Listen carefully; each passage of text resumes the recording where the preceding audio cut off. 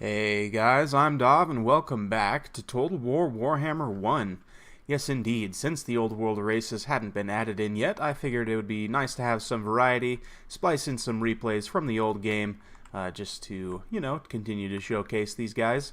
So in this battle, I'm taking the Empire. As you can see, we are facing up against the proud Dawi, so it's going to be a rough fight.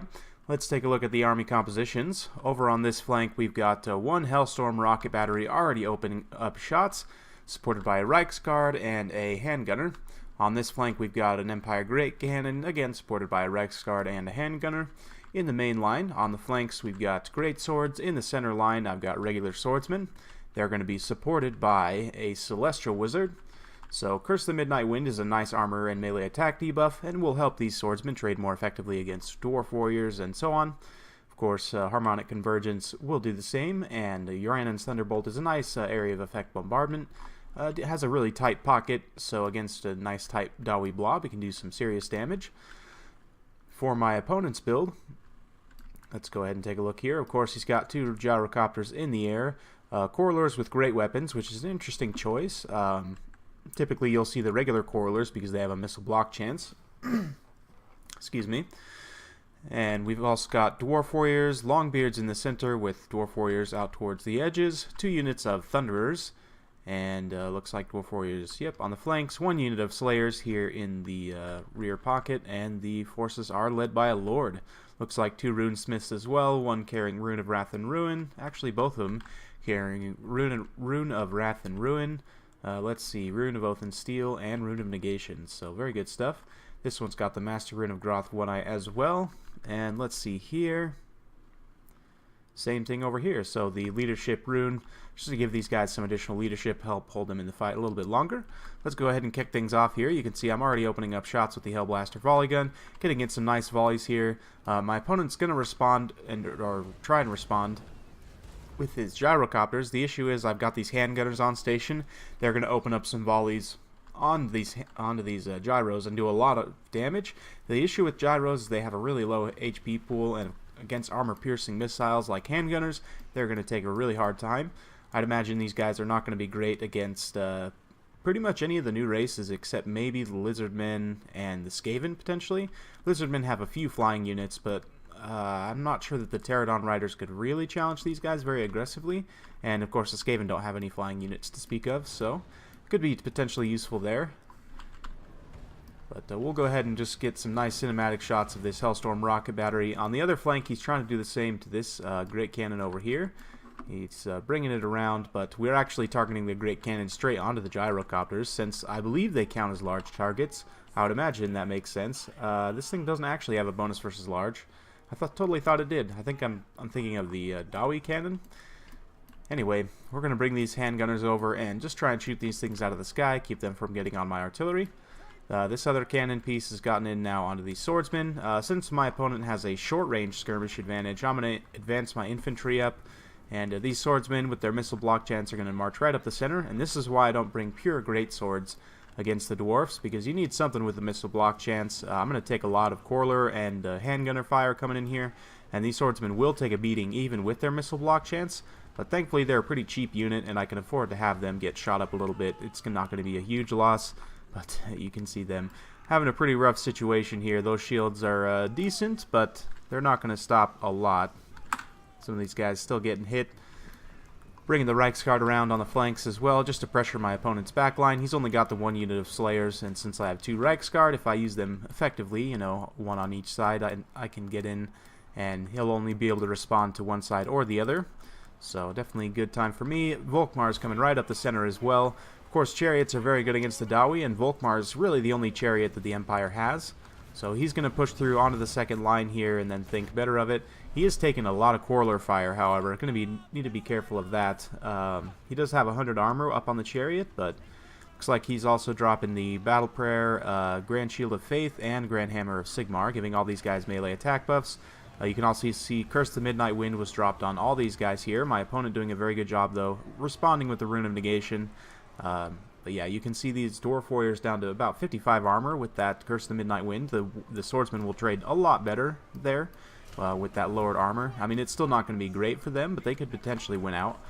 Based on some testing I did previously, if you are able to keep that Curse of Midnight up almost continuously, swordsmen will beat Dwarf Warriors. So, you know, we're bringing in these great swords now on the flank here. We're going to support this engagement and then pull the Reiksguard away. Since the Slayers have responded here, I can pull back away and just leave the great swords there to fight.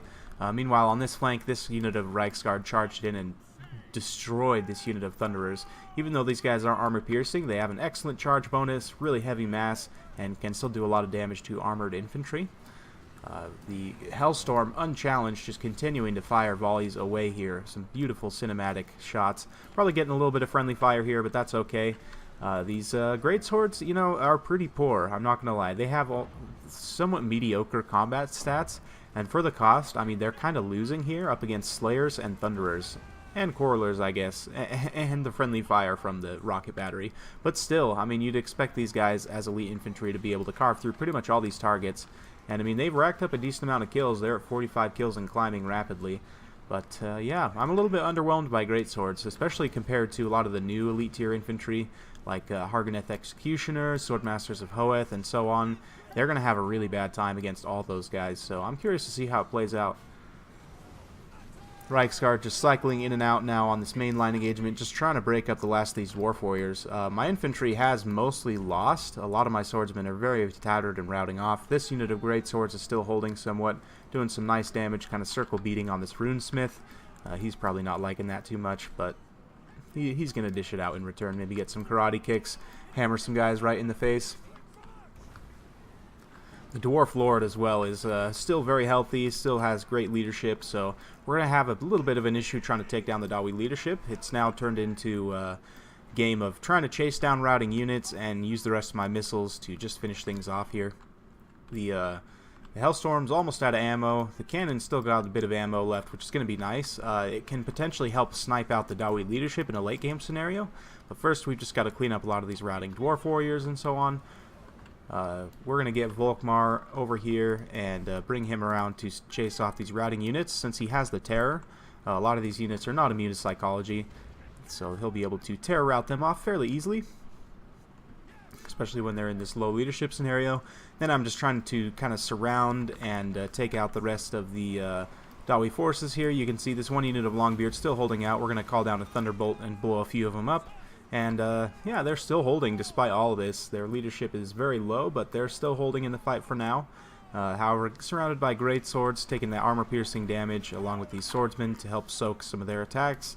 They are going to rout off here, so rough time for the Dawi.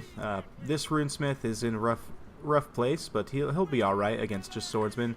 This Runesmith is a little bit exposed here and in line of sight of these handgunners, so that's going to be rough for him if he takes a few volleys there. Looks like he just ran out of the Arc of Fire, so I'm going to need to bring these guys forward just a hair. But yeah, now you can see Volkmar being dispatched to help clean up a lot of these routing units. He's a little tired, so he's a little slow now, but still, the last few volleys there, scoring a couple hits from the Hellblaster volley gun. The cannon as well is going to be trying to snipe out a few of these Thunderers, so man, I can't wait for the Blood Mod and Mortal Empires to come to the second game. I'm really excited for these old world races to battle it out with the new world races. You can see another Thunderbolt going down over there. Not sure who that was targeting. Was that right on the Lord? Probably did more damage to my own troops. But anyway, in terms of matchups, the Empire, it's going to be interesting. I think the Empire could struggle with a lot of the new factions because their traditional tools, you know, like Reiksguard, I mean, obviously gunpowder artillery, they're still unmatched. I think even the Skaven would be outdone in an artillery battle against the Empire. I think only the Dawi would probably have better artillery than the Empire, and even then, that's a little bit arguable whether, you know, Empire or Dawi have the better artillery. But yeah, both these guys will have an artillery advantage over all the new factions. But the Empire, you know, Reiksguard will still be very good. They're very cost effective, and I'm curious to see how they match up against Cold Ones. You know, Borbiggins have armor-piercing anti-large as well, but they also have kind of subpar combat stats, which is very much what the Cold Ones have. I mean, if you look, their combat stats aren't great, but, you know, they have the anti-large armor-piercing, so I'm curious to see how Reiksguard match up with a lot of those guys. And then, of course, you know, you have units like Phoenix Guard, Temple Guard, Storm Vermin, and the Black Guard, who are all, you know, these elite tier halberd units who are actually very good. So I'm curious to see, you know, if heavy cavalry from Bretonnia and Empire is able to be effective against those factions. It's going to be interesting. This Celestial Wizard's definitely getting beat up here. He's not going to like this too much. Mostly I'm just holding him in place so I can try and get some shots in with these handgunners. But we'll go ahead and fast forward through this late stage a little bit here. I'm mostly just tying these guys down while I shoot at them. And it's interesting too. I think the Dark Elves are going to be really tough because of their, you know, they have armor-piercing missiles like handgunners, except that Dark Shards, of course, have an arc of fire. So whereas handgunners need an open line of sight to be able to shoot, the Dark Shards can shoot up and over and, you know, fire at targets from behind their own line a little bit better. It's going to be interesting. You can see cannon shots coming in here. That Runesmith, between that cannon shot and that last volley of handgunners, got taken down to only 95 hit points, so he's out of there. It's just the Lord now, and the balance of powers finally flipped in my favor. It was very, very close, even up until the end there, but a lot of these units are now shattered and routing off the edge of the map, so we're going to be able to bring Volkmar back around, and my opponent's going to call it quits at that point, so well played to him. Very close battle. Hope you guys enjoyed watching that. Kind of talking about these old world races and how they're going to fit into the new game, and, you know, getting some nice cinematic action. In terms of the army breakdown, 132 kills and XP Chevron for this Reichsguard. They did great. 2 XP Chevrons and 78 kills for this Hellstorm rocket battery. It was pretty much unimpeded that entire time, so yeah, it did a lot of work. 41 kills was alright on the Great Cannon. It definitely helped in that late game scenario in taking out those Runesmiths. And the infantry battle, the swordsmen didn't really win, but then again, you don't expect them to.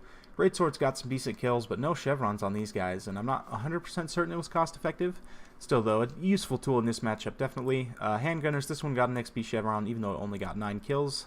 This one, 27 kills, no XP chevron, but still very good. For my opponent's build, those Slayers did a lot, but they just weren't able to hold off effectively the cavalry. I would have probably brought the regular Quarrelers just because they will have a missile block chance. Even though I didn't bring a lot of skirmishers, you know, it's probably better.